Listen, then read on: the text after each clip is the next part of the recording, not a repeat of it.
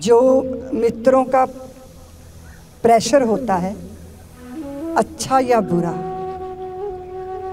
वो तब बहुत भयंकर हो जाता है जब हम अपने असूलों में स्पष्ट नहीं होते। अगर आप अपने असूलों में स्पष्ट हैं, क्लियर हैं, तो आपको निश्चित रूप से किसी तरह का कोई प्रेशर हो नहीं सकता।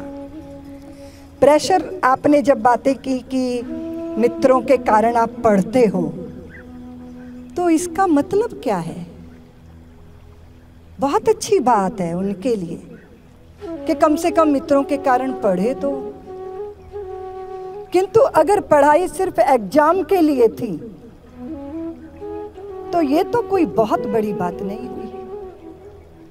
आपको अगर ये पता चले कि आपको इस पढ़ाई के बाद डिग्री नहीं मिलेगी तो आप पढ़ोगे क्या? एग्जाम के लिए पढ़ रहे हैं हम, या हमें पढ़ने से प्रेम है? हम इसीलिए पढ़ रहे हैं क्योंकि हमें किताबों से प्यार है, हम नॉलेज गेन करना चाहते हैं, हम ज्ञान अर्जित करना चाहते हैं, हमें किताबों से प्यार है। आप अगर इम्तिहान देने के लिए पढ़ रहे हैं तो ये बहुत बड़ी प्रेरणा नहीं है। आपको पता चले कि पढ़ाई के बाद कोई रिजल्ट ही नहीं मिलेगा, डिग्री नहीं मिलेगी, उसके बाद की जो आपके ख्याली पुलाव हैं, नौकरी, अपनी ज़िंदगी, अपनी कंफर्ट, अपनी लाइफ, किसी के भी अंडर में नहीं रहना, आज़ादी होगी, पैसा होगा, ये होगा, वो होगा, वो तो आपके ख्याली पुलाव हैं, वो तो आपके भविष्य के लिए हैं। लेकिन अगर आपको प्यार है किताबों से, ज्ञान से, तो अभी इसी क्षण वर्तमान में,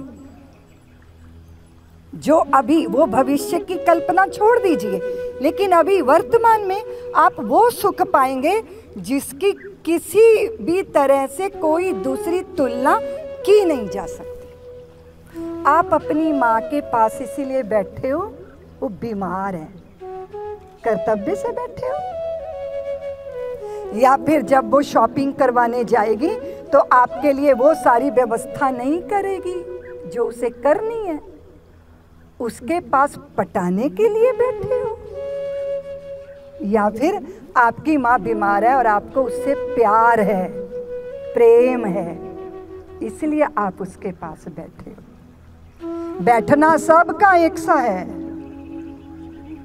लेकिन भावना बिलग बिलग है। वो तो पत्थर तोड़ रहा है, दूसरा भी पत्थर तोड़ रहा है, तीसरा भी पत्थर तोड़ रहा है, क्योंकि वो श्रमिक हैं। उनके माथे पे मध्याह्न का, ज्येष्ठ दोपहरी का सूरज चमक रहा है, उनके माथे पे पसीने की बूंदें हैं, वो थके हैं, वो क्लांत हैं, वो पत्थरों को हथौड़ों से तोड़ रहे हैं। और एक ने पूछ लिया, क्या कर रहे हो?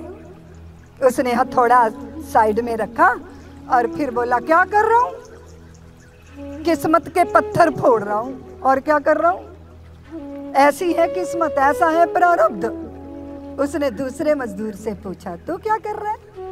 उसने कहा कि अगर भगवान पेट में 2 हड्डियां डाल देते और पेट में भूख की आग ना लगती तो मुझे इन पत्थरों से माथा फोड़ने की जरूरत ना होती। तीसरे से पूछा, तुम क्या कर रहे हो? उसने हथौड़ा साइड में रखा, इतनी बड़ी मुस्कान के साथ मुस्कुराया और बोला, साहब मैं बड़ा भाग्यशाली हूँ, हमारे गांव में भगवान का मंदिर बन रहा है और मैं उस मंदिर निर्माण की सेवा में लगा हूँ। तीनों का पत्थर तोड़ना एक सा था, तीनों के माथे पे मध्याह्न के सूरज की तपस थी, तीनों के शरीर पसीने से लथपथ थे। एक किस्मत भोग रहा था, दूसरा रोजी रोटी कमा रहा था और तीसरा भगवान के मंदिर का निर्माण कर रहा था। करना एक सा है, लेकिन करने के पीछे भावना अलग है।